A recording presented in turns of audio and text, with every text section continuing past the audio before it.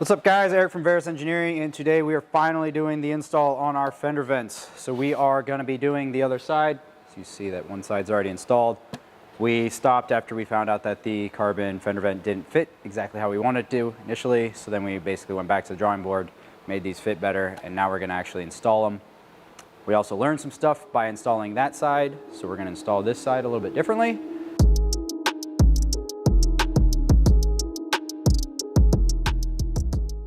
All right, so we're going to quickly go over the tools here. Starting from left to right here, we have a sander. We have an electric sander here, an electric belt sander. You can use sandpaper.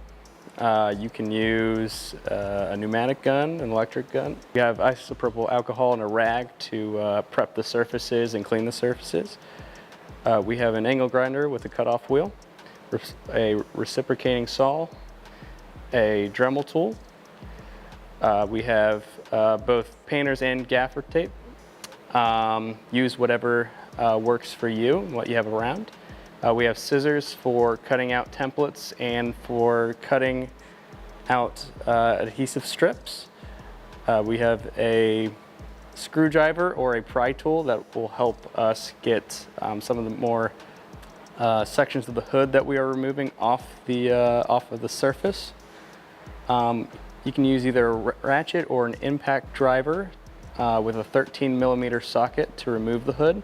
We have a paint marker to mark out where you're cutting holes in the hood. Also highly recommended are a pair of gloves, safety glasses, and hearing protection. This is going to be a loud one when you're cutting away here. All right, so the first thing we're going to do is we're going to remove those washer fluid jobbies. And we'll figure out how to do that. We'll be right back. I don't know how I even got this one out. Apparently I did. Oh. I think you spawned. Yeah, I think you. Looks like. But yeah. So you push downwards, or down, I don't know, rearward. Push rearward, and then pop that guy out, and then it comes out. And then we're going to remove these 13mm nuts after we mark it, so that hopefully it goes back in the same place and we don't have crazy gaps everywhere. And then we're gonna remove that and get the hood on some sawhorses. Okay, so at this point, we grabbed the plastic fender liner cut template, cut it out with scissors, and then we've installed it on the plastic fender. That is with gaff tape, because we couldn't get painter's tape to stick. If you can get painter's tape to stick to the plastic, by all means. If you notice here, the trailing edge right here is to a body line, and then this outside edge is also to a body line, and then these little radii portions right here, that's basically that radius. So you can kind of line that up as well, and then this kind of follows that as well. We're gonna use a cutoff wheel and cut this off. All right, with the template installed, we're gonna use a cutoff wheel. You could also use like a jigsaw or a small like sawzall. Probably not a sawzall, but what you got is what you got. Dremel would work. Hearing protection, eye protection. Let's cut that out.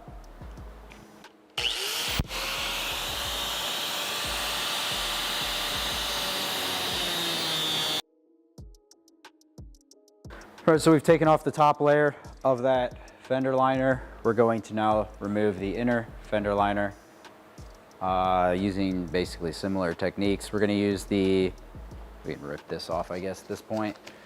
We're going to use the cut that we just made as a template and try and translate that basically straight down and cut out that inner template area. And then we'll do some cleanup with some sanding discs or something of the like. So we're going to do that right now. Use the carbon vent to mark the template of the plastic. So basically we're going to and then we're going to cut out that plastic. Hope that makes sense. It is basically straight down though, but we're going to use a template, or we're going to actually use it and mark it out so that's a little bit nicer.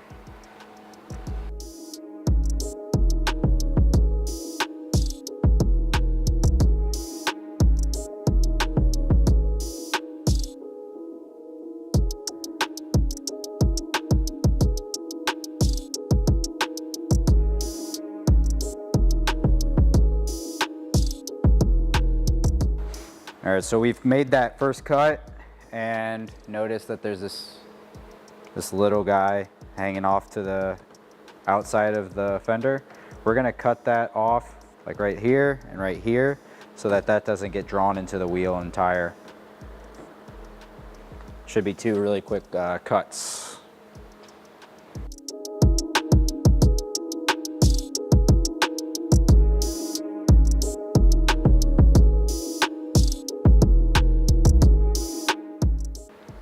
All right, so you can see a little bit, we're gonna sand that out, but this fits quite nicely at this point. And ultimately what we did was we just sanded and continued to take away material as we needed until it fit very nicely. I kind of used this little area right here to go with the factory. And that's kind of what I used to judge if I should cut off more on the rear or the front, which we had to take a little bit more off the front. And then we had to take a decent chunk off this side as it was not allowing it to go down.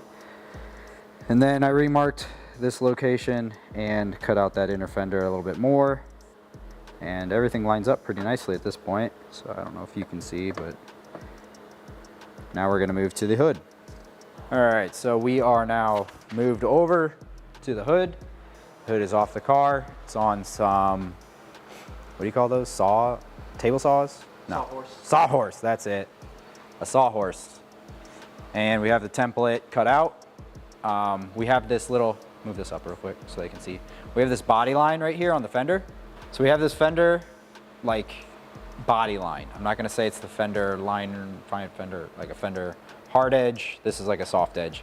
We're going to that soft edge, and then on the back side, we're going to the hard edge. And we're gonna tape that down. I believe painter's tape will work because it's not plastic. Real quick before you begin cutting into your hood, this is a image of Eric cutting the other side. As you can see, the template is going towards the crease, the body line on the hood, not the end of the hood. So make sure that you are doing that properly before you begin cutting. If you have any questions, please reach out to us at support@Verus-Engineering. We're more than happy to help explain the process. So yeah, just make sure you have that correct before you begin cutting. We have the top layer off. Now we have like a structural layer, and then there's another bottom skin. The bottom skin we have a template for. We're gonna take off this intermediate middle boy from the top, and then we'll flip it over and hopefully cut out the remainder. And hopefully it'll be nice. When you're pulling off this top skin, you're gonna have these bond joints. It's just, I used a screwdriver to kind of got in there and pried it apart. And that's what I used to get that off. But yeah, now we're gonna remove this part and go from there. So we've got that intermediate piece removed. We're now going to flip the hood over and cut out that bottom one, and then we'll do some final trimming and then obviously some cleanup so that the cuts look a little bit nicer. At this point, we're gonna clean the hood, and we're actually gonna flip it over on that sawhorse so that we can get access to the bottom. So we're using some compressed air, a shop vac, and then some towels, and then we'll be able to use the last template of the install. All right, so we have the underside template cut out with scissors, and then we have these 3 holes that were cut out, and they line up with the underbody as such. And then we have our cut template, so we're going to cut that out now, which is right here, that crosshatch area. And yeah, everything looks pretty good on our end. So we're gonna knock that out, and then we're gonna do some trimming.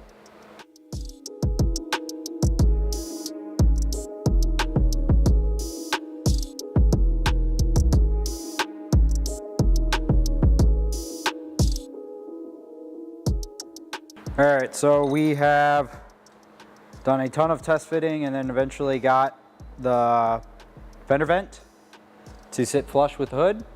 And then we have deburred it with a tiny belt sander. You can use a bunch of things to deburr it. You can use hand tools, you can use electric tools, pneumatic tools, but basically we just recommend breaking that edge so that you don't cut yourself. And as you see, kind of makes it look a little bit nicer. So now we're going to clean up the hood. throw it on the car, and then we're gonna actually do the bonding process of the fender vent, which is, what we include is 3M double-sided tape. However, you're welcome to use like 3M panel bond. That would be a great alternative, and then you could actually bond it and use some clamps and get a really good fitment and adhesion there. But double-sided tape should work just fine, and that's what we include with the kit. So we're gonna do that real quick. We're gonna clean up a lot, throw the hood back on the car, and meet back with you on camera here in a second. All right, so we have the fender vents. We're going to clean that flange area right here. And then we're going to apply the double-sided tape on each side. We're going to do the same on the hood, as well as the plastic, as well as the other lower fender vent cover. And then we'll actually go ahead and install it. Now the big thing here is that obviously the top, we have a top piece that's going to come down into the bottom piece. And because these are hand cut based off of some templates that you probably stuck on the car, there's going to be some finagling. So you want to make sure that as the top vent comes down, it doesn't contact the lower vent. It just basically goes in it and sits nicely with the two. So as we go ahead and bond these two together to the parts on the car, we're going to make sure that everything goes together as the hood actuates, just as a heads up. So we're going to go ahead and do that. And yeah, big thing to take away, I know we did a fender vent teaser video. I would say doing the cuts off car, substantially easier, less messy than doing the cuts on car. So recommend removing the hood. You don't have to, you can do whatever you want though. All right guys, that concludes the install. Ultimately what we found out was if we cut the double-sided tape, it kind of helped us install it around the louver or the vent. On both pieces, honestly. And then what we did was we installed the top ones first, got that to fit really nicely, and then we made sure that the bottom ones fit while the hood closed. We massaged that into both the fender liner and the hood to get some adhesion, and then we recommend following 3M's recommendation for maximum adhesion, which is above 70, which it's definitely above 70 in here, and then we let it sit for 3 days, which results in like 100% bond strength or ultimate bond strength. All right guys, thank you. Be sure to like and subscribe. Until next time.